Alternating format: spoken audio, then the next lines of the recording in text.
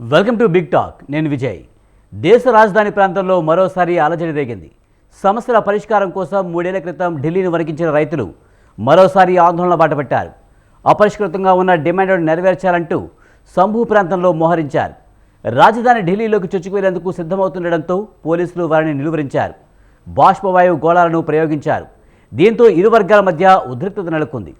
2020-21లో 11 నెలల పాటు దేశ రాజధాని పరిసర ప్రాంతాల్లో పెద్ద ఎత్తున ఉద్యమం చేసిన రైతులు వివాదాస్పద రైతు చట్టాల రద్దుతో పాటు అనేక డిమాండ్లు పెట్టారు. అయితే వాటిలో చాలా వరకు నేటికి అమలు కాలేదని, పైగా అప్పటి కేసులు ఇంకా పెండింగ్లో ఉన్నాయని రైతులు ఆవేదన వ్యక్తం చేస్తున్నారు. వీటితో పాటు పంటలకు కనీస మద్దతు ధర ఇవ్వడం, భూసేకరణ చట్టంలో సవరణలు వంటి అనేక డిమాండ్లతో మళ్లీ పోరుబాట పట్టారు. ఇప్పటికే కేంద్రం ఒక దఫా వీరితో చర్చలు జరిపినా అవి ఫలవంతం కాలేదు. మరోవైపు రైతు ఉద్యమానికి ఒక్కొక్కరికి విపక్ష నాయకులు మద్దతు తెలుపుతున్నారు. 3 ఏళ్ల క్రితం రైతు ఉద్యమాన్ని సమర్థంగా ఎదుర్కొన్న కేంద్రం ఈసారి ఎలాంటి వ్యూహాన్ని అవలంబిస్తుంది?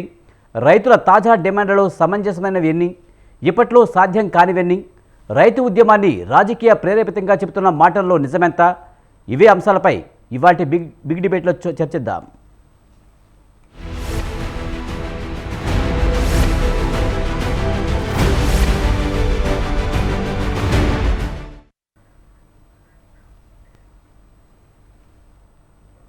ఇక సార్వత్రిక ఎన్నికలు దగ్గర పడుతున్న వేళ దేశంలో మరోసారి రైతు ఉద్యమం ఊపందుకుంది. గతంలో రైతులు ఇచ్చిన హామీలు నెరవేర్చాలని డిమాండ్ చేసిన రైతులు మళ్లీ రోడ్డెక్కిన పరిస్థితి. మరోసారి రైతు ఉద్యమం వెనుక రాజకీయ పార్టీలు ఉన్నాయని, లేకపోతే ఖలిస్తాన్ ఉగ్రవాదులు ఉన్నారని బీజేపీ అయితే అనుమానిస్తున్న పరిస్థితి కనిపిస్తుంది. ఇక ఇదే అంశానికి సంబంధించి మనతో మాట్లాడేందుకు కనిగంటి రవి గారు, రైతు స్వరాజ్య వేదిక ఉన్నారు. రవి గారు నమస్తే అండి. నమస్కారం అండి. సార్, సార్వత్రిక ఎన్నికల వేళ దేశంలో రైతు ఉద్యమం మరోసారి పీక్ స్టేజ్కి వెళ్ళిన పరిస్థితి. ముఖ్యంగా ప్రతి పంటకు కనీస మద్దతు ధరతో పాటు మరికొన్ని డిమాండ్లు చేస్తున్నారు. మరోవైపు కేంద్రంతో చర్చలు జరిపినా అవి విఫలం అవడానికి కారణం ఏమై ఉంటుంది? దాదాపు 2017 నుంచి ఈ రైతు ఉద్యమం మొదలైంది. దాదాపు దేశంలో అఖిల భారత స్థాయిలో ఏఐకేఎస్సిసి కిసాన్ సంఘర్ష్ కోఆర్డినేషన్ కమిటీ నేతృత్వంలో ఈ రైతు ఉద్యమం ప్రారంభమైనప్పుడు ప్రధానంగా 2 డిమాండ్లను ముందుకు తీసుకొచ్చింది. ఒకటి, దేశవ్యాప్తంగా రైతులు పండించేటువంటి పంటలకి స్వామినాథన్ గారి కమిషన్ సిఫారసు చేసినట్లుగా కనీస మద్దతు ధరలకు చట్టబద్ధత కల్పించాలి. ఒక చట్టం ద్వారా ఆ ధరలు ఖచ్చితంగా రైతులకు అందేటట్టు చూడాలనేటువంటిది మొదటి డిమాండ్. ఆ తర్వాత దేశవ్యాప్తంగా రైతులందరూ కూడా అప్పుల ఊబిలో కూరుకుపోయి ఉన్నట్టు, దాదాపు 90% రైతు కుటుంబాలు అప్పుల్లోనే ఉన్నట్టుగా కూడా ఎన్ఎస్ఎస్ఓ నివేదికలు వచ్చినటువంటి దశలో ఈ అప్పుల్ని మాఫీ చేయాలనేటువంటిది 2 ప్రధానమైనటువంటి డిమాండ్లు అప్పుడు రైతు ఉద్యమం ముందుకు తీసుకొచ్చింది. ఆ మేరకు ఒక ప్రత్యేకమైనటువంటి బిల్లుల్ని కూడా తీసుకొని వచ్చి ప్రత్యేకంగా రాజ్యసభలో ఒక ప్రైవేట్ బిల్లుగా కూడా ఈ రెండింటిని ప్రవేశపెట్టింది, పార్లమెంట్ చట్టం చేయాలనేటువంటి. కానీ ప్రభుత్వం అప్పుడు కూడా పట్టించుకోలేదు. పైగా అంతకు ముందు 2014లో మోడీ ప్రభుత్వం బీజేపీ మొదటిసారి ఎన్నికల్లో పోటీ చేసినప్పుడు మేము అధికారంలోకి వస్తే స్వామినాథన్ కమిషన్ సిఫారసుల ప్రకారం మీకు మద్దతు ధరలు ఇస్తామనేటువంటిది హామీ ఇచ్చింది. కానీ ఆ హామీలు అమలు చేయలేదు. కానీ 2018లో ఒక సుప్రీంకోర్టు కేసులో అఫిడవిట్ వేస్తూ బీజేపీ ఆ కమిషన్ సిఫారసులను మేము అమలు చేయలేమనేటువంటిది ఒకటి చెప్పింది. దాంతో రైతాంగంలో చాలా అసంతృప్తి ఏర్పడింది. ఒక రకంగా రైతులు తీవ్రంగా నష్టపోతున్నటువంటి పరిస్థితి ఉన్నది. ప్రతి సంవత్సరం ఈ కనీస మద్దతు ధరలు అందకపోవడం వల్ల భారతదేశ రైతాంగం నష్టపోతున్నది. సుమారుగా 2.5 లక్షల కోట్లు అనేటువంటిది ఒక అంచనా కూడా వేసినటువంటి పరిస్థితి ఉన్నది. అప్పుడే 2020లో కరోనా మార్చిలో ప్రారంభమవుతున్నటువంటి దశలో అకస్మాత్తుగా రైతులు పూర్తిగా కరోనా ఆందోళనతో ఇళ్ల దగ్గరే పరిమితం ఉన్నట్టు దశలో జూన్లో 3 చట్టాలని ఆర్డినెన్స్ రూపంలో మోడీ ప్రభుత్వం తెచ్చింది. దాంతో ఇక అసలు ఉన్న కనీస మద్దతు ధరలే అందనటువంటి స్థితిలో ఈ 3 చట్టాల వల్ల పూర్తిగా ఇక మద్దతు ధరలు కానీ మార్కెట్ యార్డులు కానీ మిగలవు అనేటువంటి భయాందోళనకు గురైనటువంటి రైతాంగమే పంజాబ్, హర్యానా కేంద్రంగానే, అట్లాగే పశ్చిమ ఉత్తరప్రదేశ్, రాజస్థాన్ ఈ అన్ని రాష్ట్రాల నుంచి మొట్టమొదట జూన్ ఆర్డినెన్స్ తర్వాత అక్టోబర్ నాటికి రోడ్ల మీదకి వచ్చింది. తీవ్రమైనటువంటి ఆందోళనలు చేసింది. అవన్నీ మనం చూసాం. దాదాపు 1 సంవత్సర కాలం పాటు ఢిల్లీ కేంద్రంగా టిక్రీ బార్డర్ లోను ఇతర బార్డర్స్ లోను కూడా రైతాంగం రోడ్ల మీద బైఠాయించింది, ఢిల్లీని దిగ్బంధించింది. 700 మంది రైతులు ప్రాణత్యాగాలు చేశారు. అంతిమంగా దేశవ్యాప్తంగా రైతాంగ ఉద్యమానికి మద్దతు వచ్చింది. అన్ని రాష్ట్రాల్లోనూ రైతులు కదిలారు. ఇవన్నీ కూడా జరిగినటువంటి దశలో మోడీ ప్రభుత్వం ఆ రోజు రైతు ఉద్యమం పెట్టినటువంటి 5 డిమాండ్ల విషయంలో స్పష్టమైనటువంటి హామీలు ఇచ్చింది. ఏమిటి ఆ హామీలు? ఒకటి, మద్దతు ధరల విషయంలో చట్టబద్ధత కల్పించే విషయాన్ని పరిశీలించడానికి ఆర్థిక వ్యవహారాల నిపుణులతోనూ, మంత్రివర్గంతోనూ, రైతు ప్రతినిధులతోనూ, వ్యవసాయ నిపుణులతోనూ ఒక కమిటీని వేస్తాము. ఆ కమిటీ పరిశీలించి సిఫారసులు చేస్తే మేము చేస్తాము అనేటువంటిది ఒక హామీ ఇచ్చారు. ఆ కమిటీ ఇప్పటిదాకా వేయలేదు. దాని పనేమి ముందుకు పోలేదు. రెండవది, మేము రుణమాఫీ చేసేటువంటి విషయాన్ని కూడా పరిశీలిస్తాము దేశవ్యాప్తంగా అన్నారు. ఇప్పటిదాకా దాని మీద ప్రకటన గాని, అటువంటి నిర్ణయం గాని ఏం జరగలేదు. మూడవది, 700 మంది రైతు కుటుంబాలు ఆ రోజు చనిపోయినాయి. రైతులు చనిపోయారు రైతు ఉద్యమంలో. వాళ్ళకి ఆ కుటుంబాలకు ఎక్స్‌గ్రేషియా ఇవ్వాలి. ఆ కుటుంబాల్లో పిల్లలకి ఉద్యోగాలు ఇవ్వాలనేటువంటి డిమాండ్‌ను కూడా మేము పరిశీలిస్తామన్నారు. దాన్ని కూడా పట్టించుకోలేదు.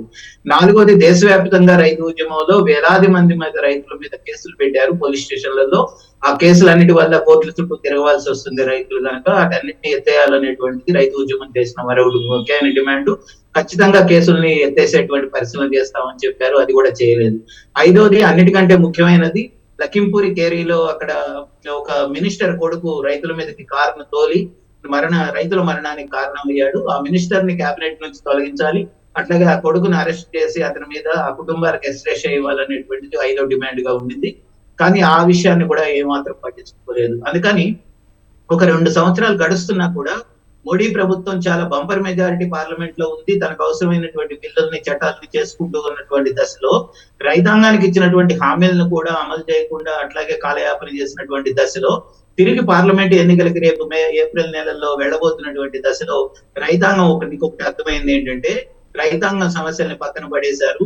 3 చట్టాలని వెనక్కి తీసుకుంటున్నాం అనే పేరు మీద మళ్ళీ కూడా రైతాంగాన్ని సంక్షోభంలోకి నెట్టేటువంటి విధానాలని తీసుకొస్తున్నారు.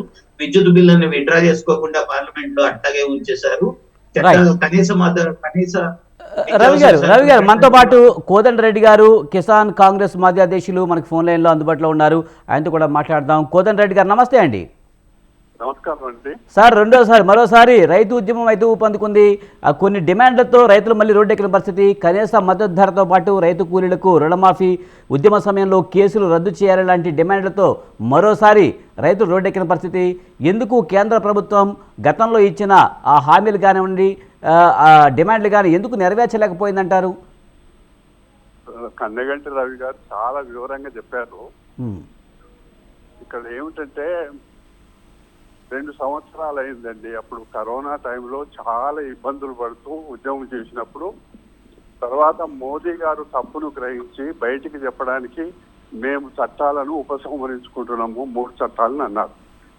కానీ 2-3 సందర్భాలలో పార్లమెంటు నడుస్తున్నప్పుడు కనీసం పార్లమెంట్లో ఒక మాట చెప్పాల్సింది చెప్పకపోగా ఏవైతే 3 చట్టాలకు సంబంధించినవి ఉన్నాయో ఇప్పటికే ఫుడ్ కార్పొరేషన్ ఆఫ్ ఇండియా గోడౌన్లన్నీ కూడా పెద్ద పెద్ద కంపెనీలకు అప్పచెప్పిండ్రు. లోపాయికారిగా చట్టాలు మేము ఉపసంహరించుకున్నామని చెప్పినా అవి జరుగుతానే ఉన్నాయి లోపాయికారిగా. మళ్ళీ ఇన్ని సంవత్సరాల తర్వాత అప్పుడే ఓ కమిటీ వేసిండ్రు. ఇందాక రవి గారు చాలా వివరంగా చెప్పిండ్రు. నేను అంతకంటే పోకుండా ఇప్పటి వరకు పార్లమెంటు వచ్చేటప్పుడు కనీసం నిజంగానే ఒక ప్రధాని బయట చెప్పిన మాట పార్లమెంట్ లో చెప్తే దానికి ఒక చట్టబద్ధత ఉంటుంది. అది చెప్పలే. పైగా 2 రోజులు చూస్తున్నారు కదా, రోడ్ల మీద మేకులు పెట్టి రోడ్లన్నీ క్లోజ్ చేసి బుల్లెట్లు తో వాళ్ళ మీద గ్యాస్ బుల్లెట్లు ఉపయోగించడం ఇవన్నీ చూస్తుంటే ఏమనిపిస్తుందంటే మోదీ గారు కానీ సంబంధిత మంత్రి కానీ కనీసం మళ్ళీ ఒకసారి పిలిచి మాట్లాడి పరిష్కారం చేసే దిశగా ఉంటే బాగుంటుంది. కానీ ఏమన్నాడు అగ్రికల్చర్ మినిస్టర్ గారు, ఇప్పుడిప్పుడే సమస్య పరిష్కారం చేసే పరిస్థితులు లేవు అన్నారు. అంటే వాళ్ళ ఉద్దేశం ఏందో చెప్పగానే చెప్తా ఉంది. అందువల్ల ఇది అంటే ఒకటండి మనకు తేటతెల్లమైంది ఏంటంటే పెద్ద పెద్ద పెట్టుబడిదారులకే ఈ ప్రభుత్వం కొమ్ము కాసుకున్నది. వ్యవసాయాన్ని నిర్వీర్యం చేయడానికి ఒక పక్కన అనేకమైన ప్రయత్నాలు చేస్తుంది. మొదటి నుంచి కూడా భారతీయ జనతా పార్టీ ఎందుకో ఏమో అటల్ బిహారీ వాజ్పేయి గారు ప్రధానమంత్రిగా ఉన్నప్పుడు కొంత రైతాంగానికి అనుకూలంగా ఉండే కానీ మోదీ గారు వచ్చిన తర్వాత ఈ వ్యవసాయాన్ని గిట్టుబాటు ధర వచ్చేటట్టు చేయాలని కానీ రైతు ఆత్మహత్యలు ఆపాలని కానీ ఏ విధమైన నిర్దిష్ట ప్రణాళిక వాళ్ళ దగ్గర లేదు. వాళ్ళు అడిగింది ఏంటి, రైతులు మినిమం సపోర్ట్ ప్రైస్ చట్టబద్ధత తీసుకురండి, క్రాప్ ఇన్సూరెన్స్ విషయంలో పగడ్బందీగా ఒక పాలసీ చేయండి అని. దేశంలో అప్పులు కట్టలేక రవి గారు ఇందాక అన్నారు, రైతాంగం అంతా కూడా అప్పులు కట్టలేక ఇబ్బందులు పడుతుంటే మీరు ఒక పక్కన పెద్ద పెద్ద కంపెనీలకు మాఫీ చేస్తున్నారు వేల కోట్ల రూపాయలు.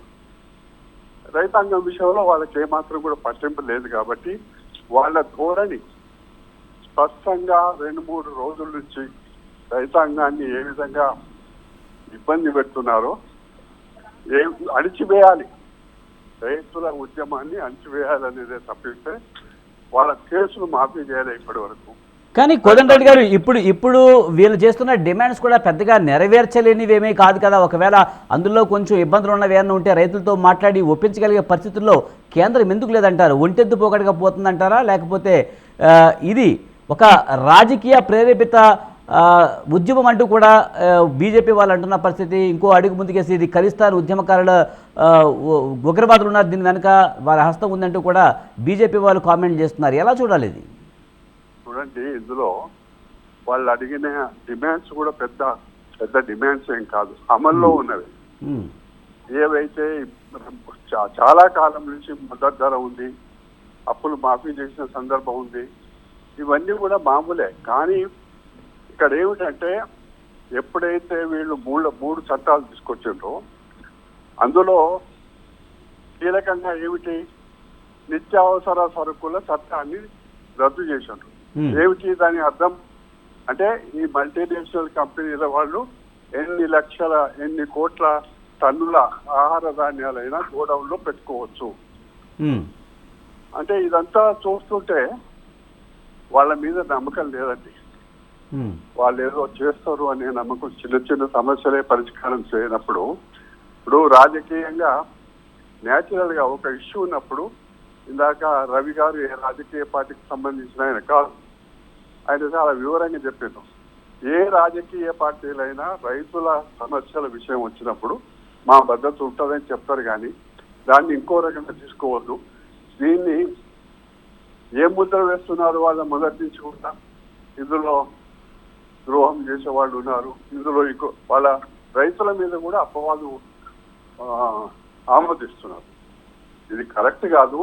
ఏమైతే 16వ తారీఖు నాడు బంద్ కార్డు ఇచ్చాడు దేశమంతా కూడా, దానికంటే ముందే ప్రధానమంత్రి గారు స్వయంగా కల్పించుకొని మాట్లాడి సమస్య పరిష్కారం చేయాలి. కానీ రైతాంగం విషయంలో ఈ విధమైన ఇబ్బందులు పెట్టొద్దండి. వాళ్ళు వ్యవసాయాన్ని వదిలిపెట్టి రోడ్ల మీద పడితే అటు వ్యవసాయం పోతుంది, ఇటు అప్పుల పాలవుతున్నారు, ఇబ్బంది పాలవుతున్నారు. ఇది మంచి పద్ధతి కాదు. రవి గారు, మీరు ఎలా చూస్తారు? ముఖ్యంగా రైతులను ఖలిస్తాన్ ఉగ్రవాదులతో పోల్చడం దగ్గర నుంచి, అలాగే దీని వెనుక కాంగ్రెస్ లాంటి ఒక రాజకీయ పార్టీ ఉందంటూ కూడా బీజేపీ అయితే విమర్శిస్తున్న పరిస్థితి. ఈ నేపథ్యంలో కాంగ్రెస్ ఆల్రెడీ రైతు ఉద్యమానికి మద్దతు కూడా ఇచ్చింది. అంటే ఉద్యమానికి మద్దతు ఇస్తే వారి వెనక వీరు ఉన్నట్టేనా? ఎలా చూడాలి?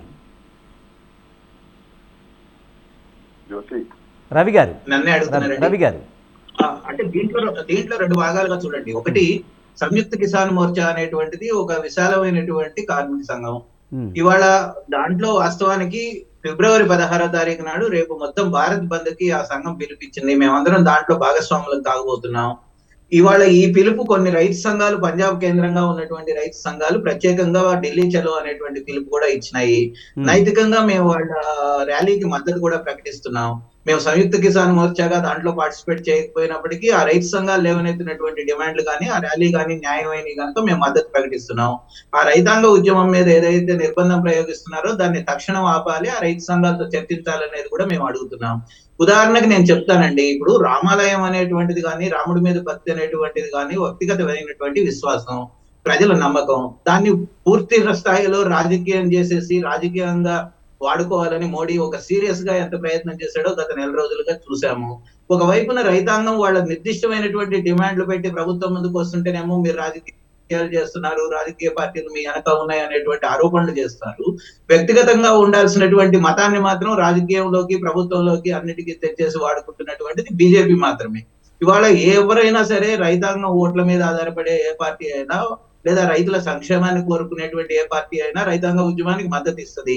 కేవలం కార్పొరేట్లకు మాత్రమే అనుమతి ఇస్తూ కార్పొరేట్ల బలోపేతానికి నిర్ణయాలు తీసుకుంటూ ఉన్నటువంటి బీజేపీ లాంటి ప్రభుత్వము, పార్టీ మాత్రమే రైతాంగాన్ని వెన్నువిరిసేటువంటి ఇటువంటి విధాన నిర్ణయాలు చేస్తుంది. ఇవాళ మద్దతు ధరలకు చట్టబద్ధత కల్పిస్తే ఎవరికి లాభము? రైతులకు లాభము, కార్పొరేట్ల వెన్నుముక విరిగిపోతుంది. కార్పొరేట్లు ఇప్పటిదాకా దేని మీద ఆధారపడ్డారు?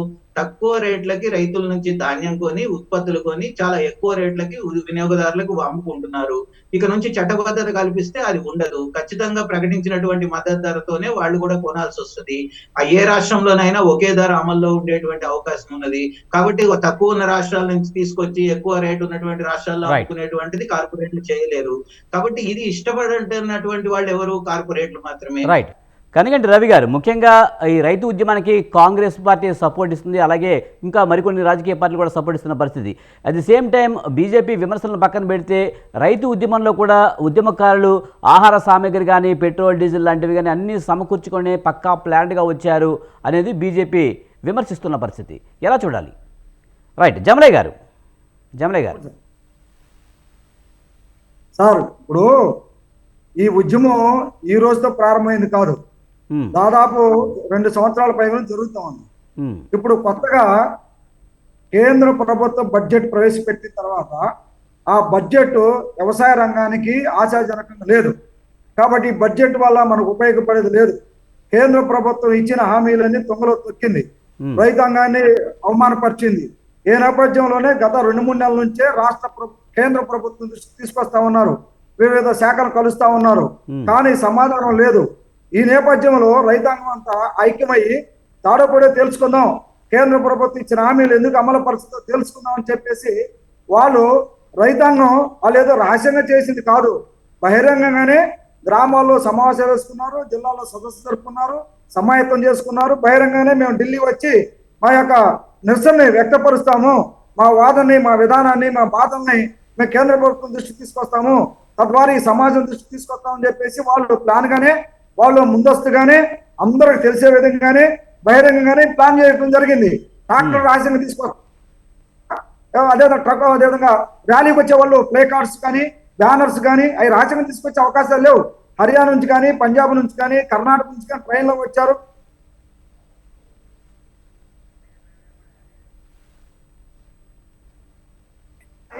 విస్మరించడానికి, డైవర్ట్ చేయడానికి పన్నుతున్నటువంటి కుట్రలో భాగం తప్ప మరొకటి కాదు.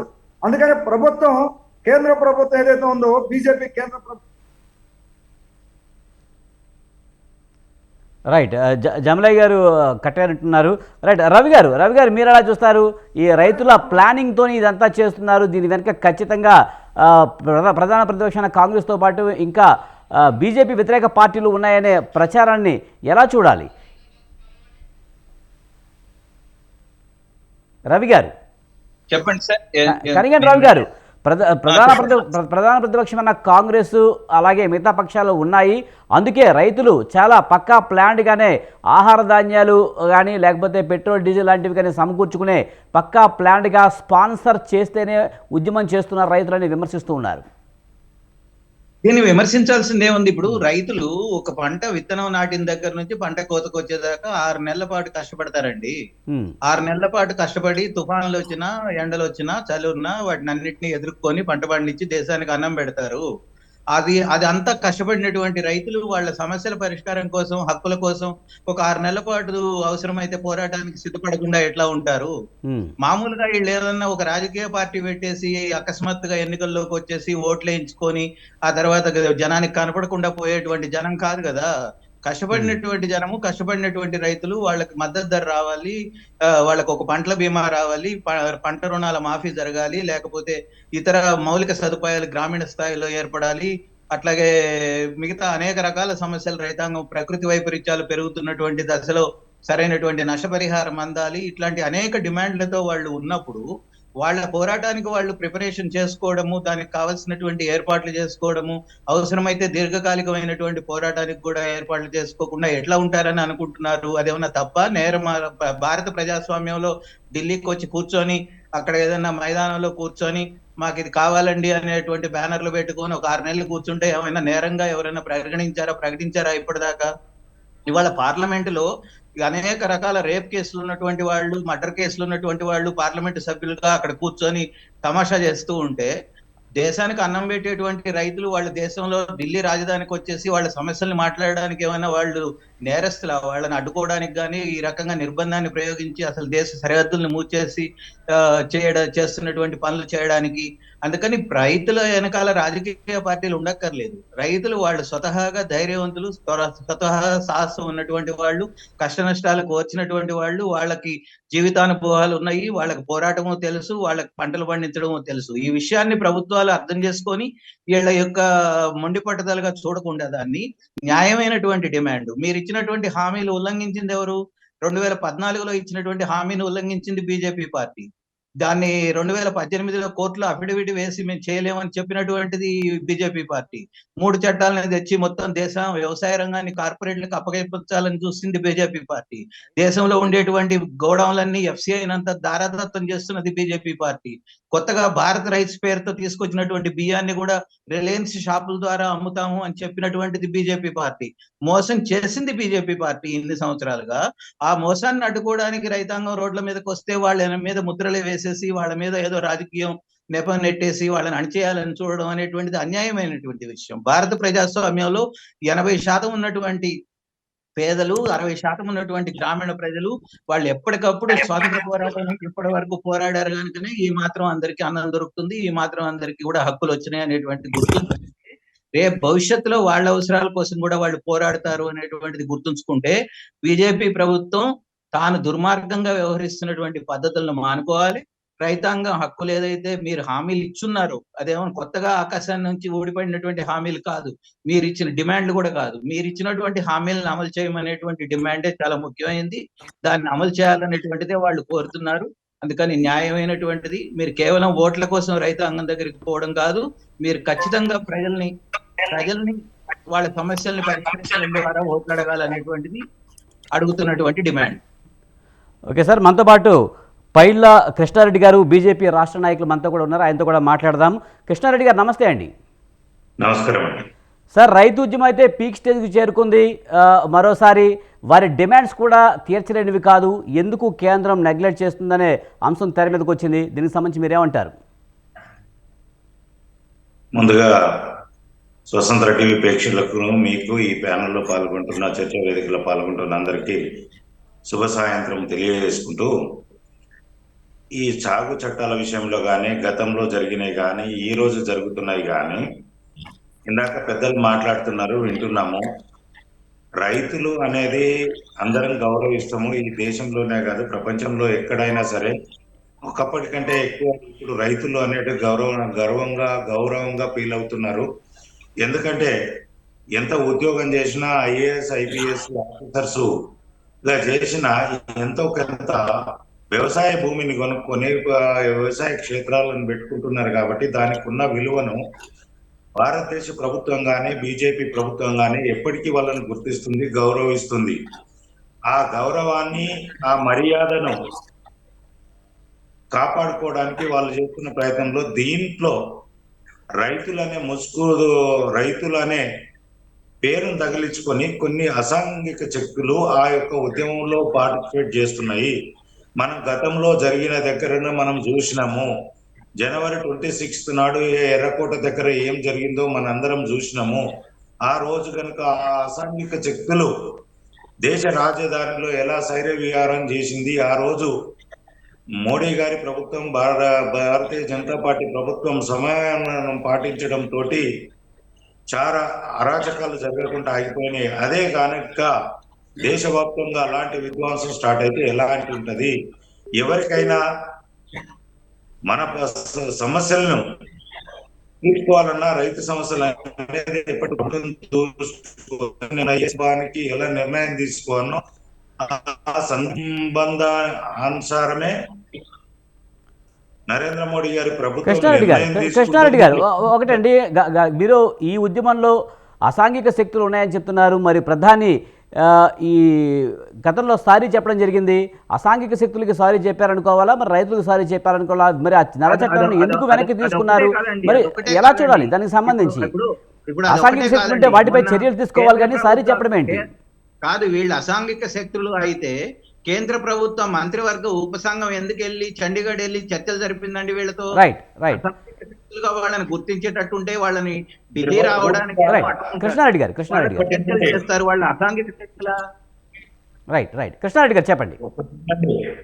ఒక్కటినండి, అక్కడ డాక్టర్ మీద వచ్చిన వాళ్ళు రైతు సమస్యల మీద మాట్లాడేటోళ్ళు పోనీ నేను ఒకటే చెప్తున్నాను. ఒక్క నిమిషం అండి, నేను మాట్లాడేది పూర్తిగా వినండి. మీరు ఎంత బీజేపీ మీద ఆరోపణలు చేసినా నేను మధ్యలో ఇంటర్ఫియర్ కాలేదు. మీరు పూర్తిగా వినండి సారాంశాన్ని. చెప్పండి. రైతుల హక్కుల గురించి కొట్లాడడంలో భారతీయ జనతా పార్టీ ఎప్పుడు కూడా వాళ్ళకి మద్దతు ఇవ్వడం. మీరు వినండి. మీ వాయిస్ మీకే వినిపిస్తుందండి, అది మీ వాయిసే. అది కృష్ణారెడ్డి గారు డబుల్ వాయిస్ వస్తుంది మీది.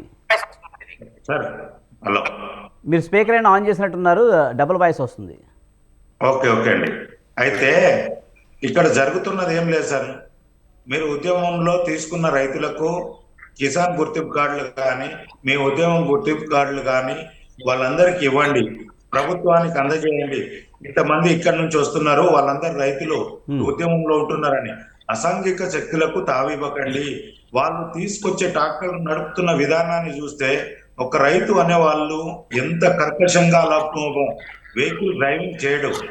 మేము మా కాన్స్టిట్యూన్సీ లో కానీ మనము కొన్ని ప్రాంతాలలో పోయినప్పుడు రైతుకుండే విలువ కానీ, రైతుకుండే దయాగుణం కానీ ఎవరికి ఉండదు. ఎంత ఉద్యోగస్తులు ఇంటికి పోతే కూడా నేనే చూస్తున్నాను. హైదరాబాద్ లో నా ఇంటికి మా కార్యకర్తలు కానీ కొంతమంది వస్తే ఓన్లీ చాయ్ బిస్కెట్ ఇస్తే అది సంతోషంగా ఉంటుంది. నేను ఏ ఊరికి వెళ్ళినా, ఏ ప్రాంతానికి వెళ్ళినా రైతు అనే వాళ్ళ ఇంటికి వెళ్తే అన్న ఫస్ట్ భోజనం చేసిండ్రా, అన్న భోజనం చేస్తారా, మర్యాదగా ఉండేది. కృష్ణారెడ్డి గారు మిమ్మల్ని ఒక క్వశ్చన్ అండి. మీరు అంటున్నారు కదా ట్రాక్టర్ నడిపే రైతులు కూడా చాలా కర్కశంగా ఉన్నారు, నిజమైన రైతులు అయితే అలా చేయరని చెప్తున్నారు కదా. మరి యూపీలో లఖీంపూరి ఘటనలో వ్యవసాయ చట్టాలకు వ్యతిరేకంగా పోరాటం చేస్తున్న 4 రైతులకు చావుకి కారణమైన ఆశీష్ మిశ్రాకి బెయిల్ అయితే వచ్చింది. మరి దీన్ని ఎలా చూడాలి? మనము ఒకటి సార్, నేను ఇందాకనే చెప్తా ఉన్నా, అందులో కొన్ని అసాంఘిక శక్తులతో జరిగినది ఏదన్నా ఉంటే మనము చట్టపరంగా, ఇప్పుడు ఎక్కడో అన్యాయం జరిగింది, చట్టాలు ఉన్నాయి, మన న్యాయస్థానాలు ఉన్నాయి, పోలీస్ స్టేషన్లు ఉన్నాయి, ఎక్కడ ఏం జరిగింది గవర్నమెంట్ ఇవ్వండి ప్రజెంటేషన్. ఆ బాధ్యులు అయిన వాళ్ళు ఉంటే, గుర్తింపు ఆధారాలు ఉంటే చట్టపరంగా చర్యలు తీసుకోవాలండి. పత్రికాముఖంగా అలాగే టీవీ చర్చలలో కానీ వీళ్ళ ఛానళ్ళ దృష్టిలోకి తీసుకురండి. దాన్ని ప్రజల ఒత్తిడికి తీసుకొస్తే ఆటోమేటిక్ గా ఏ ప్రభుత్వమైనా లొంగుతుంది. ఇలాంటి దౌర్జన్యకరమైన అసాంఘిక శక్తులు ఇందులో ఇంకొక ముఖ్య ఘట్టం ఉందండి. ఇది ఒక్కటే కాదు, దీని వెనకాల మాకున్న సమాచారం మేరకు మేము ఇంత కఠినంగా కొన్ని నిర్ణయాలు తీసుకుంటున్న దానికి ఈ ఉద్యమాల వెనుక విదేశీ శక్తుల అస్త్రం ఉంది. నరేంద్ర మోడీ గారి ప్రభుత్వాన్ని 3వసారి రాకుండా ఏదో విధంగా అడ్డుకోవాలని చెప్పేసి సమస్య లేని టైంలో సమస్యను కొన్ని కృష్ణారెడ్డి గారు మీరు చెప్పినట్టు నిజంగా అసాంఘిక శక్తులు ఉన్నాయి, లేకపోతే ఇంకోటి ఉందని చెప్తున్నారు కదా. మరి నిజంగా ఈ రైతు డిమాండ్లు ఏవైతే ఉన్నాయో గతంలో మీరిచ్చిన హామీలే, మరి ఆ డిమాండ్ల హామీలు మీరే ఇచ్చారు కనుక మీరు నెరవేరుస్తే అయిపోతుంది కదా. కనీసం అందులో ఒకటో రెండో కొన్ని ఇబ్బందికరంగా పక్కన పెట్టినా మిగతా నెరవేర్చవచ్చు కదా. దానికి సంబంధించి వాళ్ళతో ఎందుకు కేంద్రం చర్చలో విఫలమవుతూ ఉంది? కరెక్ట్ అండి, మీరు అన్నదానికి. అక్కడ వచ్చినప్పుడు ఇక్కడ సమస్య అనేది 2 రకాలుగా ఉన్నదండి. పూర్తిగా మనం ఇచ్చినప్పుడు మేనిఫెస్టోలో పెట్టినప్పుడు కానీ ఇక్కడ జరుగుతున్నది నార్త్ ఇండియాకు, సౌత్ ఇండియాకు కొన్ని ఉన్నాయి. మన సౌత్ లో ఏంటంటే మేజర్ గా పంట వచ్చేసి వరి ఉంటుంది, అక్కడ వచ్చేసి గోధుమ ఉంటుంది. కాబట్టి ఈ దీంట్లో వ్యత్యాసం ఎక్కడ వస్తుందంటే కొన్ని ధరలల్లో కానీ మన దగ్గర దిగుబడికి కానీ అక్కడ దిగుబడికి కానీ తేడా ఉంది. ఆ పంట పండించే దానికి ఏదైతే ఎక్స్పెండిచర్ ఉందో సౌత్ కు వచ్చేది వేరేలాగా ఉంది, నార్త్ కు వచ్చేదానికి వేరేలాగా ఉంది. వాటి మీద కొన్ని విధి విధానాల మీద చర్చిద్దామని చెప్పేసి మంత్రివర్గ ఉపసంఘము రైతులను పిలిచి మాట్లాడితే వాళ్ళు ఎంతసేపు 1-2 అంశాల మీద పట్టుకొని పూర్తి అంశాలను చర్చించకుండా మేము మాట్లాడిందే కావాలి అనే దాని మీదనే మాట్లాడుతుంటే ఇది కావట్లేదు. మీరు చూడండి, ఈ ఉద్యమంలో సౌత్ నుంచి ఎక్కడా లేదు. కాంగ్రెస్ పార్టీ పాలిత రాష్ట్రాల నుంచే పోతున్నారంటే ఇవి ప్రేరేపిత ఉద్యమం లాగా చేస్తున్నారు తప్ప ప్రజలలో పూర్తి స్థాయిలో ఇది కావట్లేదు. దాన్ని ఇప్పుడు చేయాలి మంత్రివర్గం. మీ అభిప్రాయం? కృష్ణారెడ్డి గారు, మనం ఇంకా మాట్లాడదామని మిగతా వాళ్ళతో కూడా మాట్లాడదాం. జమలాయ్ గారు, మీరు ఎలా చూస్తారు? ముఖ్యంగా పంజాబ్ నుంచి, హర్యానా నుంచి ఎక్కువ మంది రైతులు వస్తున్నారు, యూపీ నుంచి. మరి కేజ్రీవాల్ ఈ మధ్య చూసాం, మద్యం కుంభకోణంలో అయితే ఆయన పేరు ప్రముఖంగా వినిపించింది. ఈ మధ్యకాలంలో ఆయన అరెస్ట్ చేస్తారనే వాదన కూడా వినిపించింది. అంటే కేజ్రీవాల్ అరెస్టు అనే నేపథ్యంలో దానికి ప్రతిగానే పంజాబ్లో ఆప్ అధికారంలో ఉంది కనుక ఆ దిశగా మనం ఆలోచించాల్సిన అవసరం ఉందంటారా? ఇది రాజకీయంగా రైతులు ఉద్యమం ప్రేరేపితమైందని అనుకోవాలా? ఇప్పుడు సార్, ఇందాక కృష్ణారెడ్డి గారు చెప్పిన అంశాన్ని మనం పరిశీలిస్తే, మీరు ఇందాక అడిగిన ప్రశ్న కూడా దృష్టిలో పెట్టుకున్నప్పుడు రైట్, ఎవరు హామీలను ఉల్లంఘించారు, ఎవరు ఉగ్రవాదులు, ఎవరు ఉద్యమజీవులు, ఎవరు ఆందోళనకారులు, కృష్ణారెడ్డి గారు స్పష్టంగా చెప్పాలా. మీరు రైతులతో ఒప్పందం చేసుకున్నప్పుడు మీరు ఇచ్చినటువంటి అంశాలే కదా. ఎంఎస్పీకి మీ కమిటీ వేసి దాన్ని మేము నిర్ణయిస్తాము, పరిష్కారం చేస్తామని చెప్పారు. ఈ 2 సంవత్సరాలు మీరు ఏం చేశారో నాకు అర్థం కాదు. అదేవిధంగా రైతుల మీద 70,000 కేసులు పెట్టారు. వాటిని ఉపసరించడానికి ఎవరైనా అడ్డుపడ్డారా? మీ ప్రభుత్వం ఉంది కదా, ఎందుకు చేయలేకపోయారు?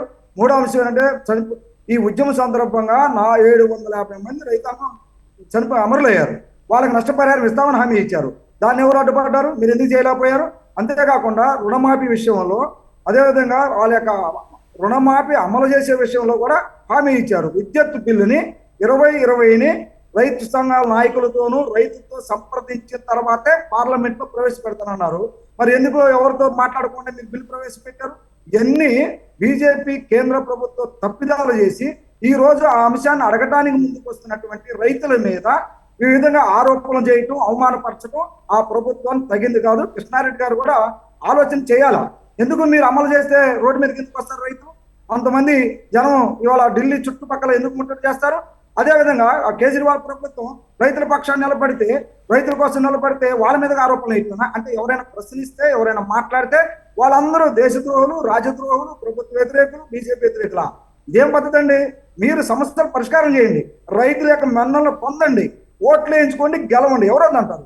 కానీ మీరు రైతుల సమస్యలు పరిష్కారం చేయకోకుండా అడగటానికి వస్తే, మాట్లాడటానికి వస్తే ఉగ్రవాదం అని చెప్పేసి ముద్రేస్తారా? ఎలా సాధ్యమండి? ఇప్పుడు దాదాపు కొన్ని లక్షల మంది వస్తూ ఉన్నారు. పంజాబ్ నుంచి, హర్యానా నుంచి, కేరళ నుంచి, కర్ణాటక నుంచి, ఎక్కడో అక్కడే అణిచివేసే కార్యక్రమం చేస్తారు. మీరు మేకలు ఎందుకు కొట్టారు? అదేవిధంగా మీరు బారికెట్లు ఎందుకు పెట్టారు? అదేవిధంగా అంతమంది రైతులు వస్తే మీరు భాష వైపులు ఉపయోగిస్తారా? ఇది ఎవరన్నా ఒకళ్ళు దేశం మీద దండయాత్రకు వచ్చినట్టు శత్రువులు చేసినట్టు రైతాంగం మీరు చేస్తున్నారండి మీరు. అసలు ఏదైనా ఏంటి మీ అవగాహన?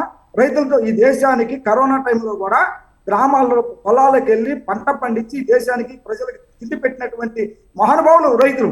అటువంటి రైతులు మీరు సత్కరించాల్సి, గౌరవించాల్సింది పోయి కేసులు పెట్టి దౌర్జన్యాలు చేస్తారా, దాడులు చేస్తారా? మీకు పుట్టగతులు ఉంటాయా అని చెప్పేసి అడుగుతా ఉన్నారు. మీరు రైతు పక్షాన అంటున్నారు, రైతుల గురించి మాట్లాడుతున్నా అంటున్నారు. రైతుల గురించి మాట్లాడే వాళ్ళు అయితే మీరే ఒక ప్రతినిధి ముందు వెళ్ళి మోడీ గారితో అంతర్ధరల చట్టం దాన్ని మీరు తీసుకొస్తానన్నారు. 450 మీటింగులు హామీ ఇచ్చారు మోడీ గారు. మీరు ఎందుకు పరిష్కారం చేయలేకపోయారు? ఒకటి, విద్యుత్ ప్రైవేటీకరణ బిల్లు పెడతా ఉన్నారు. అది సరైనది కాదని చెప్పారు సంఘాలు. వాళ్ళతో మాట్లాడలేదు. ఎందుకు పెట్టారు? మీరు వాళ్ళతో సంప్రదించుకోకుండా. అదేవిధంగా అనేక అంశాలు మనం కనుక చూసినట్లయితే ఈ రోజు మొన్న పెట్టిన బడ్జెట్ లో కూడా రైతాంగానికి ఇచ్చే సబ్సిడీ మొత్తం ఎరువులు కోత పెట్టారు, యూరియా కోత పెట్టారు, పేద ప్రజలకు ఆహారానికి సబ్సిడీ కోత పెట్టారు, అదేవిధంగా ఉపాధి హామీ పనులు కూడా కోత పెట్టారు. మీరు కోత పెట్టిన వ్యవసాయ రంగం ఏది ఉందో చెప్పండి. అందుకని ఆ అంశం మీద వస్తే ఎవరన్నా ప్రాంతీయ పార్టీలు, ఆప్లాంటి పార్టీలు ఇంకెవరన్నా అడిగిన వాళ్ళని ఆరోపణ చేయటం, వాళ్ళు ఏదో తప్పులు చేశారని చెప్పడం, అందుకే తప్పించుకునే ప్రయత్నం. అంటే అసలు మీరు రైతు వ్యతిరేక విధానాలని అవలంబిస్తూ కార్పొరేట్ అనుకూల విధానాలని అమలు చేస్తున్నటువంటి మీరు అటు కప్పిపుచ్చుకోవడం కోసం ఈ నిందలు ఆరోపణలు వేస్తున్నారని స్పష్టంగా మనకు తెలుస్తుంది. మీరు అర్థం చేసుకోండి, అవగాహన చేసుకోండి, రైతుల పక్షాన్ని నిలబడండి, మీకు ఆ మేరకైన గౌరవం ఉంటుంది. లేకపోతే మాత్రం ఈ రైతులు ఈ క్షమించరు, తగిన పద్ధతిలో తగిన రీతిలో మాత్రం మీకు సమాధానం చెప్పడానికి సిద్ధంగా ఉన్నారని చెప్పేసి రైతుల యొక్క మనోవేదన, రైతుల యొక్క ఆవేదన కనబడుతోంది. 1,50,000 మంది ఆత్మహత్యలు చేసుకున్నారంటే రోజుకు 30 మంది రైతులు ఆత్మహత్యలు చేసుకుంటా ఉన్నారు. ఎవరిని మీరు ఆత్మహత్యలు నివారించడానికి మీరు తీసుకున్న చర్యలు ఏంటి? 2022 నాటికి రైతుల ఆదాయాన్ని రెట్టింపు చేస్తాం, రైతుల జీవన ప్రమాణాలు పెంచుతాం. మొన్న బడ్జెట్ లో నిర్మలా సీతారామన్ గారు మాట్లాడింది చూస్తే చాలా ఆశ్చర్యంగా ఉంటుంది. బడ్జెట్ లో అధిక శాతం ఇస్తాం రైతులకి, అదే విధంగా యువకులకి, పేదలకి, మహిళలకి అన్నారు. ఈ 4 వర్ణాలు అని చెప్పారు. రైతు వర్ణానికి ఏం చేశారు? ఆత్మహత్య చేసుకుంటా ఉంటే వాళ్ళ బడ్జెట్ లో మీరు 2018 నుంచి ఇప్పటి వరకు వ్యవసాయ రంగాన్ని కేటాయించిన బడ్జెట్ కనుక పరిశీలిస్తే 3.5 లక్షల కోట్ల రూపాయలు మీరు ఖర్చు పెట్టుకోకుండా మురగబెట్టారు. ఎందుకు మురగబెట్టారు? మరి ఎందుకని వాటిని అమలు చేయలేకపోయారు? కిసాన్ సమ్మాన్ నిధి కింద మీరు పెంచుతామని చెప్పేసి అన్నారు, అనుకున్నారు చాలా మంది పెంచుతాం. ఎందుకంటే విత్తనాల ధరలు పెరిగినాయి, పురుగు మందుల ధరలు పెరిగినాయి, అదే ఎరువుల ధరలు పెరుగుతూ ఉన్నాయి మీరు సబ్సిడీ తగ్గించడం వల్ల. అదేవిధంగా డీజిల్ ధరలు పెరిగినాయి. అది ట్రాక్టర్లు, ఈరోజు వ్యవసాయం అంటే ట్రాక్టర్లు, అది భారంగా మారిపోతూ ఉంది. వ్యవసాయ సాగు ఖర్చులు పెరిగి భారం పెరుగుతున్న నేపథ్యంలో ఆదాయం రెట్టింపు చేయకోకుండా భారాలను రెట్టింపు చేసి ఈ రోజు రైతాంగాన్ని ఉసురు పోసుకుంటా ఉన్నారు. ఆత్మహత్యలు చేసుకున్న కుటుంబాలని కనీసం మీకు ఒక్క దగ్గరికి వెళ్ళి పరామర్శించే ఆలోచన చేసే పరిస్థితి మీరు లేకుండా పోయింది. ఏ పంటకి ఇచ్చారు? 24 పంటలకి మీరు ఎంఎస్పీని ప్రకటిస్తా ఉన్నారు. ఏ ఒక్క పంట అయినా సంపూర్ణంగా కొనుగోలు చేశారా?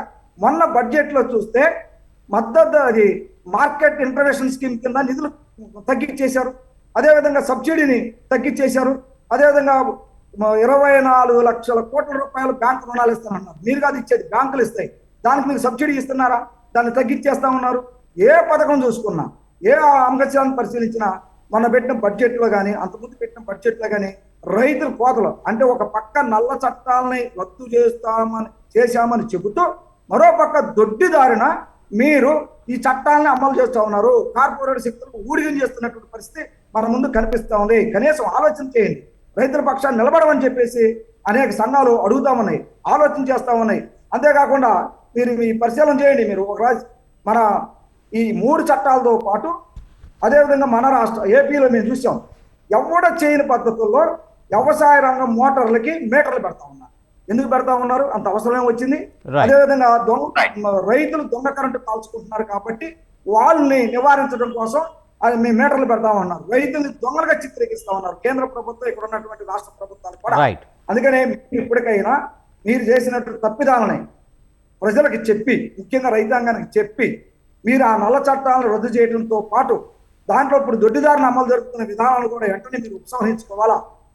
డాక్టర్ స్వామినాథన్ సిఫార్సుల ప్రకారం C2+50% కలిపి మీరు చట్టం తీసుకురండి. అప్పుడు మీ నిజాయితీని మేము గుర్తిస్తాం. అదే కాకుండా విద్యుత్ ప్రైవేటీకరణ బిల్లుని ఉపసంహరించుకోండి, రైతులతో మాట్లాడండి, నేతలతో చర్చ, అప్పుడు మీ నిజాయితీని. రైట్. పైల కృష్ణారెడ్డి గారు, ముఖ్యంగా దేశంలో అనేక రాష్ట్రాలు ఉన్నాయి, ఆయా రాష్ట్రాల రైతులకు అనేక సమస్యలు ఉన్నాయి. ముఖ్యంగా కనీస మద్దతు ధర లేదని, లేకపోతే రకరకాల కారణాలు ఉన్నాయి. ఇంతకుముందు జమలయ్య గారు చెప్పినట్టు సాగు ఖర్చు కూడా పెరిగింది, పెట్టుబడి వ్యయం పెరిగిపోయిన నేపథ్యంలో రైతులు చాలా ఇబ్బందులు పడుతున్న పరిస్థితి. గతంలో మనం చూసాము, మోడీ గారు 2014కి ముందు, ఎన్నికలకు ముందు పెట్టుబడి సాయంలో 50% రాయితీ ఇస్తామని గతంలో చెప్పిన పరిస్థితి. మరి ఆ హామీ కూడా నెరవేర్చలేని పరిస్థితి కనిపిస్తుంది. ఎలా చూడాలి? ఇందాక మన పెద్దలు మాట్లాడుతూ ఉన్నారు, వారు మాట్లాడుతున్న రైతు సమస్యల కంటే ఎక్కువ బీజేపీ మీద ద్వేషం ఎక్కువ కనబడుతుంది. రైతు సమస్యలను ప్రశ్నించడానికంటే ఎక్కువ కార్పొరేట్ వ్యవస్థల మీద మనకు పూర్తి ఇది ఉన్నట్టుంది. ఇప్పుడు వాళ్ళు పెద్దలను అడుగుతున్నాను, జమలయ్య గారిని, మీరు వ్యవసాయం గురించి, రైతుల గురించి ఇంత మాట్లాడుతున్నారు, కార్పొరేట్ గురించి ఇంత వ్యతిరేకంగా మాట్లాడుతున్నారు. వారి పిల్లలు ఎక్కడ ఉద్యోగాలు చేస్తున్నారో ఒకసారి చెప్తే బాగుంటుంది, ఎక్కడ చదువుకుంటున్నారో చెప్తే బాగుంటుంది. మనం ఏంటంటే వ్యవసాయాన్ని తక్కువ చేయట్లేదు. ఈ రోజు పెరుగుతున్న సమాజం కానీ, జరుగుతున్న వ్యవహారాలను కానీ, వస్తున్న నిమాద అవసరాలను బట్టి దానిని అందరినీ ఆహ్వానించాల్సిందే. కార్పొరేట్ వ్యవస్థలు ఉండాల్సిందే, వ్యవసాయం ఉండాల్సిందే, ప్రజాస్వామ్యం నడవాల్సిందే. మనము ఒకరిని చూపించి ఒకరిని కించపరిచే విధంగా ఉండద్దు. మీకు వ్యవసాయానికి రైతులకు ఇబ్బంది జరుగుతుంది, వాళ్ళని మాట్లాడాలి. వీరి పిల్లలు కానీ వీళ్ళ బంధువులు కానీ ఎవరైనా సరే కార్పొరేట్ సంస్థలు ఉద్యోగాలు చేస్తున్నారా లేరా, అది ముందు సమాధానం చెప్పాలి. మనం ఓన్లీ ఒక ఆరోపణ చేసి కంపెనీల నిబద్ధతలను లేదంటే ప్రజాస్వామ్యంలో ఉన్న చట్టాలకు అనుకూలంగా ఎవరైనా వ్యాపారం చేసుకోవచ్చు. దానికి అధిగమించినప్పుడే మనం ప్రశ్నించాల్సింది ఉంటుంది. కానీ అలా కాకుండా ఎవరికో ఏదో చేస్తున్నారు. రైతుల పిల్లలు వ్యవసాయమే చేయాలన్నా మీ ఉద్దేశం? రైతుల పిల్లలు కార్పొరేట్ ఉద్యోగాలు చేయకూడదా? నేను అదే అంటున్నానండి, చెయ్యాలి. అంటే ఇప్పుడు కార్పొరేట్ ఉద్యోగాలు చేస్తే వ్యవసాయదారులు వాళ్ళ పిల్లలు అలా చేస్తున్నారు కనుక ఆ వ్యవసాయదారులు ఎవరైతే ఉంటారో వాళ్ళు క్వశ్చన్ చేయకూడదు అంటారా మీరు? నేను అనేది ఏంటంటే అండి, సమస్యను మీరు మాట్లాడండి. కార్పొరేట్ వ్యవస్థలకు మీ దగ్గర కార్పొరేట్ వ్యవస్థకి ఏదన్నా ఇది చేసింది ఉంటే వాళ్ళని ఇచ్చేయండి. ఏంటంటే మన సమస్యని మనం మాట్లాడాలి. కానీ ఏదో విదేశీ శక్తులు వచ్చి మాట్లాడిన విధంగా కార్పొరేట్ వ్యవస్థలకు ఇది చేస్తున్నారు, రైతులకు ఇది చేస్తున్నారు. రైతులకు మన సమస్య అవుతుంది తెలుసు. మేము కూడా లోకల్లో వెళ్ళినప్పుడు రైతులు ఎంత ఇబ్బంది పడుతున్నారో మాకు తెలుసు.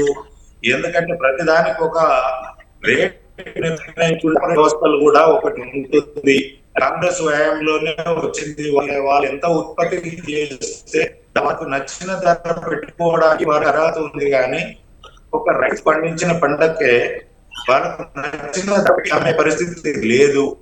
ప్రభుత్వం రేట్ నిర్ణయిస్తుంది, దాని ప్రకారమే అమ్ముకోవాల్సి వస్తుంది. పెట్టుబడి పెరిగింది. ఈ రోజు వ్యవసాయం చేసే వాళ్ళు తక్కువ మంది అయినారు. కూలీల రేట్లు పెరిగినాయి. 300 రూపాయలు 400 రూపాయలు ఉన్నది ఇప్పుడు 600 700 రూపాయలు అయింది. వాళ్ళు వచ్చిన సమయం కూడా పొద్దున 9 గంటలకు వస్తే సాయంత్రం 5 గంటలకే దిగిపోతున్నారు. పూర్తి స్థాయిలో పని కూడా జరగట్లేదు. కాబట్టి ఇవన్నిటికీ రైతుకు సమస్యలు ఉన్నాయి. ఆ సమస్యలను మనము ప్రభుత్వం దృష్టికి తీసుకెళ్లే విధంగా ఉండాలి. కానీ దాన్ని తప్పుపట్టేసి మనం ఏదో బీజేపీ మీద మనకు ద్వేషం పెంచే విధంగా, ప్రజలకు పెంచే విధంగా, రైతులకు పెంచే విధంగా మాట్లాడద్దు. మన ప్రజా సమస్యలు ఉన్నాయి, మాకు కూడా తెలుసు, మీకు కూడా తెలుసు. మనం ఒక పని చేస్తుంటే దాని వెనకాల సమస్యలు అనేది ఉంటది. అధిగమించడానికి కృష్ణారెడ్డి గారు రైతులు చాలా మంది చాలా ఉద్యమాలు చేస్తున్నారు. ఇప్పటి నుంచి కాదు, ఎప్పటి నుంచో కనీస మద్దతు ధర అడుగుతున్న పరిస్థితి కనిపిస్తుంది. ఇప్పటికీ దేశంలో అన్ని రంగాల వాళ్ళు ఎంతో కొంత కొంచెం బాగుపడ్డారు. కానీ 10 మందికి అన్నం పెట్టే రైతన్న ఇప్పటికీ కూడా అప్పుల్లో ఉన్న మాట నిజం కాదంటారా? మరి గత ప్రభుత్వాలన్నీ ఎందుకు ఆ దిశగా ఆలోచించలేదు? రైతులు లాభాల్లోకి ఎందుకు తీసుకురాలేకపోయాయి? ఇప్పుడున్న పరిస్థితులు అండి, మనకున్నది ఈ గత 10 సంవత్సరాల నుంచి మీరు సర్వే చేయండి. ఏదైతే రైతు సంఘాల నాయకులు ఉన్నారో, మా భారతీయ జనతా పార్టీ నుంచి కిసాన్ సెల్ మేము ఇస్తాము. గత 10 సంవత్సరాల కంటే ఈ రోజు రైతులు కొంత మెరుగైన పరిస్థితిలో ఉన్నారా లేదా అది అడుగుదాము.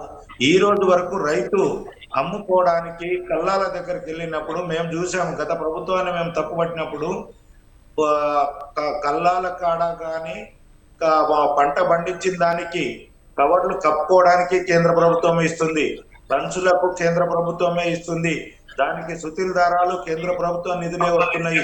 దానికి డబ్బుల పంట కూర్చేది ఆ దూటి దానికి కూడా కేంద్ర ప్రభుత్వము సాయం చేస్తుంది. అక్కడ కొనుగోలు దగ్గర, కాంట దగ్గర.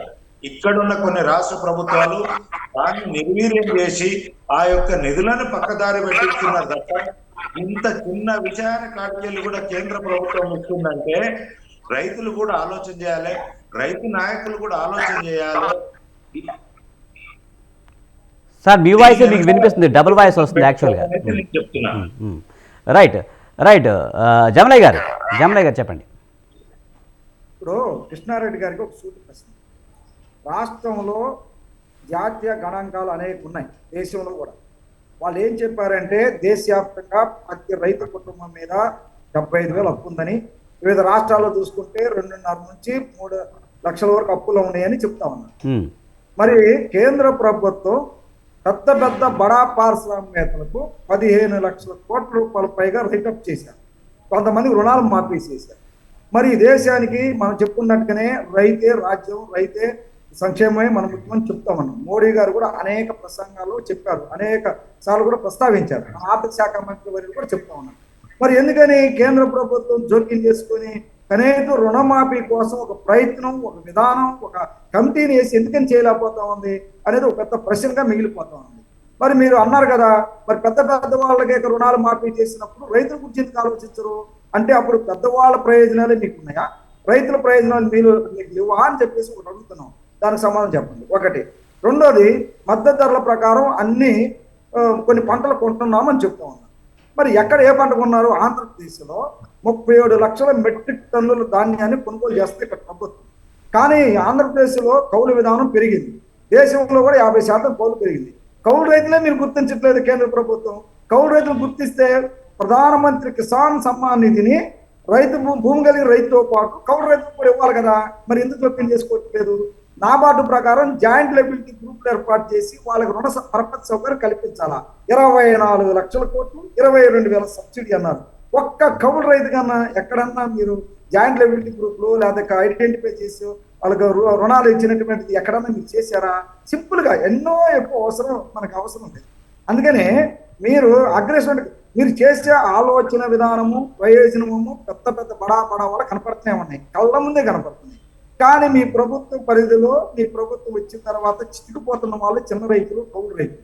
మరి వాళ్ళని ఎందుకని పరిగణలో తీసుకోరు? వాళ్ళని ఎందుకు కాపాడే ప్రయత్నం చేయాలి కదా, ఎందుకు చేయరు? అది మీకు అయ్యేం పట్టం, అయ్యేం ఆలోచన లేదు. ఎవరన్నా మంచిగా ఒక సూచన చేస్తే, ఒక ప్రశ్న ఇస్తే వీళ్ళు ఏదో ఆగ్రహవేశంలో ఉన్నారని మీరు అంటున్నారు. ఆవేశం ఎక్కడి నుంచి వస్తుందంటే, రైతులు రక్షించలేకపోతున్నారు, రైతులు కాపాడలేకపోతున్నారు. ఈ దేశాన్ని తిండి పెట్టిన వాడు దిక్కులేని సాగు చచ్చిపోతున్నాడే. మరి ఆవేశం, ఆలోచన రైతులకు వస్తుందండి. వాళ్ళ ఆవేశం ఏనండి, వాళ్ళ ఘోష ఏనండి, వాళ్ళ వేదన ఏనండి. ఎప్పుడన్నా రైతు దగ్గరికి వెళ్ళి మీరు ఆ కుటుంబాన్ని పరామర్శించడం కానీ ఏదైనా చేయాలి కదా. వ్యవసాయంలో యక్షగ్రహం చనిపోయిన వాళ్ళకి 750 మంది రైతులు చనిపోయారు, ఒక్కడికన్నా పైసా ఇచ్చారా? రైతులు కూడా మీరు వచ్చిన జమలయ్య గారు ఫైనల్ గా చూస్తే కనుక రైతు ఉద్యమం అయితే దేశవ్యాప్తంగా పీక్ స్టేజ్కి వెళ్తున్న నేపథ్యంలో రాబోయే సార్వత్రిక ఎన్నికలపై ఈ ప్రభావం ఎంతవరకు ఉండే అవకాశం ఉందంటారు? జమలయ్య గారు మీరే చెప్పండి. ఏంటి సార్, ఇప్పుడు ఈ రైతు ఉద్యమం దేశవ్యాప్తంగా కూడా పీక్ స్టేజ్కి వెళ్తూ ఉంది. ఈ నేపథ్యంలో రాబోయే రోజుల్లో సార్వత్రిక ఎన్నికలు కూడా జరగబోతున్నాయి. ఈ నేపథ్యంలో ఇది ఎన్నికల మీద ఎఫెక్ట్ చూపించే అవకాశం ఉందంటారా? మేము చెప్పేదంటే, దేశవ్యాప్తంగా రైతులు సమాయత్తం అవుతున్నారు. ఇప్పుడు 2 రాష్ట్రాల ప్రభావమే కనపడతా ఉంది. హర్యానా, పంజాబ్ వాళ్ళు చేసిన ఉద్యమాన్ని స్ఫూర్తిగా తీసుకొని వివిధ రాష్ట్రాల్లో కూడా రైతులు ఉద్యమంలోకి వస్తున్నారు. వాళ్ళు కీలకమైన అంశం, వాళ్ళు పెట్టిన 4-5 డిమాండ్స్ కీలకం. ఒకటి, స్వామినాథన్ సిఫార్సుల ప్రకారం C2+50% కనుక చట్టం చేయండి, లేకపోతే రైతులు తీవ్రమైన రైతులకు వచ్చింది. రుణమాఫీ చేయండి, కేరళ తరహాలో రుణ ఉపశమన చట్టం తీసుకురండి. అదేవిధంగా మన ఉద్యమ సందర్భంగా చనిపోయిన కుటుంబాలను ఆదుకునే ప్రయత్నం మీరు చేయండి. విద్యుత్ బిల్లుని సవరణ ఏదైతే పార్లమెంట్ లో పెట్టారో దాన్ని ఉపసంహరించుకోండి. ఇవి గన చేయకపోతే రాబోయే ఎన్నికల్లో ఈ ప్రభుత్వం తగిన మూల్యం మాత్రం చెల్లించుకుంటుంది. కానీ అలా కాకుండా మీరు పరిష్కారం చేస్తే మంచిదే, ఎవరు అందరూ ఆశీర్వదిస్తారు. కానీ వీటిని పరిష్కారం చేయకుండా మభ్య పెట్టే ప్రయత్నము, ఇవన్నీ రకరకాల ఆందోళనకారులు చేస్తుందని మీరు కనుక ప్రయత్నం చేస్తే మాత్రం రాబోయే ఎన్నికలలో బీజేపీ ప్రభుత్వం మీద ఖచ్చితంగా ప్రభావం ఉంటుంది. రైతులు కూడా ఇంకా వేగంగా ఉన్నారు. జమలయ్య గారు మనకి టైం అయింది. Right thank you very much Jamalaiah గారు, అలాగే పైల కృష్ణారెడ్డి గారు, అలాగే డిబేట్లో పార్టిసిపేట్ చేసిన కనిగంటి రవి గారు, అలాగే ఫోన్ లైన్లో వచ్చిన కోదండ రెడ్డి గారు. థ్యాంక్ యూ వెరీ మచ్ అండి డిబేట్లో పాల్గొన్నందుకు. ఇది ఇవాల్టి బిగ్ టాక్. చూస్తూనే ఉండండి స్వతంత్ర.